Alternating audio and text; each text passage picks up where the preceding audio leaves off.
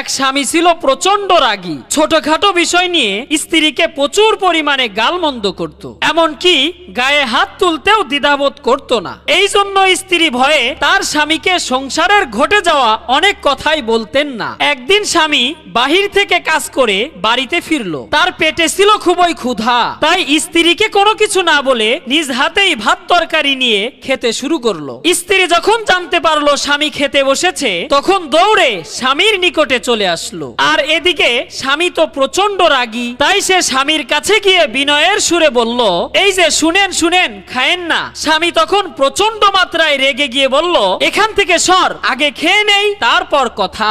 স্ত্রী তখন ভয়ে আর কিছুই বলল না। খাবার দাবার শেষে স্বামীর মনে কিছুটা মায়া লাগলো। স্ত্রীকে কাছে ডেকে বলল, তুমি জানো কি বলতে চাইছিলা, বলো। স্ত্রী তখন আস্তে আস্তে বলল, যে খাবারটা তুমি খাইলা সেই খাবারে তো কুকুর মুখ দিয়েছিল। বন্ধুরা, স্ত্রীকে ভয় দেখিয়ে নয়, ভালোবেসে স্ত্রীর মনটাকে জয় করতে হবে, আর তা না হলে এই বেচারার মতো বিপদে পড়তে হবে।